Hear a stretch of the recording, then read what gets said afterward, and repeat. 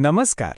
આજે આપણે ભારતના આદિવાસી સમુદાયોની અદ્ભુત દુનિયામાં ડોકિયું કરવાના છીએ. એક એવો વારસો જે કદાચ આપણે ઓછો જાણતા હોઈએ, પણ જે ખરેખર ખૂબ જ સમૃદ્ધ છે. તો ચાલો સીધા જ મુદ્દા પર આવીએ અને જોઈએ કે આ સમુદાયોની વસ્તી કેટલી વિશાળ છે. તૈયાર છો? આંકડો છે 10.45 કરોડ. હા, બરાબર સાંભળ્યું. આ કોઈ નાની સૂની સંખ્યા નથી. 2011ની વસ્તી ગણતરી પ્રમાણે આટલા બધા આદિવાસી લોકો ભારતમાં રહે છે. એમના અસ્તિત્વનો આનાથી મોટો પુરાવો બીજો કયો હોઈ શકે? હવે આને થોડું બીજી રીતે સમજીએ. આનો મતલબ એ થયો કે ભારતની કુલ વસ્તીના લગભગ 8.6%, એટલે કે લગભગ 9% લોકો આદિવાસી સમુદાયોના છે. વિચાર તો કરો, દેશનો કેટલો મોટો હિસ્સો છે આ. અને આમાં પણ સૌથી મોટો સમુદાય કયો? એ છે ભીલ જનજાતિ, જે કુલ આદિવાસી વસ્તીનો લગભગ 38% જેટલો હિસ્સો ધરાવે છે. અને એમના પછી તરત જ આવે છે ગોંડ જનજાતિ. આ જ તો મજા છે મોટા સમુદાયોમાં પણ કેટલી બધી વિવિધતા. સારું, તો હવે સવાલ એ થાય કે આટલા બધા અલગ અલગ સમુદાયોને સરકાર કઈ રીતે ઓળખે છે? એમના અધિકારોનું શું? ચાલો આની પાછળનું બંધારણીય પાસું સમજીએ. આપણે અનુસૂચિત જનજાતિ કે શેડ્યુલ્ડ ટ્રાઇબ શબ્દ સાંભળીએ છીએ, પણ એનો અર્થ શું? જુઓ, આ ખાલી એક નામ નથી. બંધારણની કલમ 442 હેઠળ આ એક સત્તાવાર ઓળખ છે. અને આ ઓળખ એમની ખાસ સંસ્કૃતિ, ભૌગોલિક રીતે અલગ રહેવાની રીત અને એમના સામાજિક સંકોચને આધારે મળે છે. અને બંધારણ એમને પૂરેપૂરું રક્ષણ પણ આપે છે. રાજકારણમાં એમના માટે બેઠકો અનામત રાખવાથી માંડીને એમના બાળકો પોતાની માતૃભાષામાં ભણી શકે એની ખાતરી કરવા સુધી બધું જ. એમના કલ્યાણ માટે રાજ્યોને ખાસ ગ્રાન્ટ પણ મળે છે અને એમના પર નજર રાખવા માટે એક આખું કમિશન પણ છે. પણ આ વિશાળ સમુદાયમાં પણ અમુક જૂથો એવા છે જેમને બીજા કરતાં પણ વધારે મદદની અને ધ્યાનની જરૂર છે. એમને કહેવાય છે PVTGs, એટલે કે પર્ટિક્યુલરલી વલ્નરેબલ ટ્રાઇબલ ગ્રુપ્સ. આ એવા સમુદાયો છે જે વિકાસની દોડમાં સૌથી પાછળ રહી ગયા છે અને ઘણા બધા પડકારોનો સામનો કરી રહ્યા છે. તો સરકાર કોઈને PVTG કેવી રીતે જાહેર કરે? એના માટે 4 મુખ્ય માપદંડ છે. પહેલું, એમની ટેકનોલોજી હજી પણ જૂના જમાનાની, એટલે કે ખેતી પહેલાંના સમયની હોય. બીજું, ભણતરનું પ્રમાણ ખૂબ જ ઓછું હોય.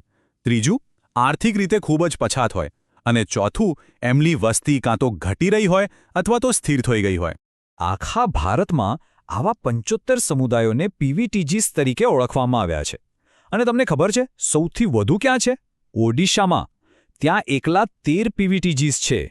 ચાલો હવે થોડીવાર માટે આંકડા અને કાયદાને બાજુ પર મૂકીએ અને આખા ભારતની એક નાનકડી સફર પર નીકળીએ. જોઈએ કે આ વિવિધતા જમીન પર કેવી દેખાય છે. આપણે શરૂઆત કરીએ છીએ મેઘાલયથી. અહીં રહે છે ગારો સમુદાય. અને એમની એક ખાસ વાત છે.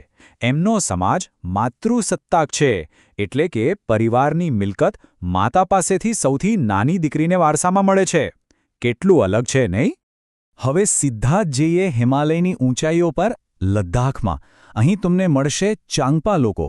આ વિચરતી જાતિ છે જેમનું જીવન વિશ્વપ્રસિદ્ધ પશ્મિના બકરીઓ સાથે જોડાયેલું છે.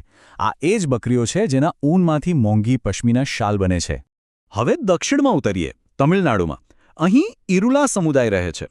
અને એમની પાસે એક ગજબની આવડત છે, ઝેરી સાપ પકડવાની. તેઓ એન્ટીવેનમ બનાવવામાં મદદ કરે છે, જે હજારો લોકોના જીવ બચાવે છે. અને એમના કામની કદર પણ થઈ છે. 2023માં એમના 2 સભ્યોને પદ્મશ્રી એવોર્ડ પણ મળ્યો.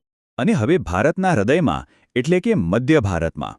અહીં વસે છે બૈગા સમુદાય. એમને જંગલના જાણકાર માનવામાં આવે છે. જડીબૂટીઓનું જ્ઞાન હોય કે મધ ભેગું કરવાની કળા, એમાં એમનો કોઈ જવાબ નથી. આ તો બસ થોડા ઉદાહરણો હતા. આ બતાવે છે કે જેવો પ્રદેશ એવી જીવનશૈલી. જેમ કે પશ્ચિમમાં કચ્છના રણમાં અગરિયા લોકો મીઠું પકવે છે, તો દક્ષિણમાં ટોડા સમુદાય પશુપાલન અને એક ખાસ પ્રકારના પૂખોર ભરતકામ માટે પ્રખ્યાત છે. અને મધ્ય ભારતના ગોંડ લોકો સ્થાયી ખેતી અને ઘોટુલ જેવી એમની આગવી પરંપરાઓ માટે જાણીતા છે.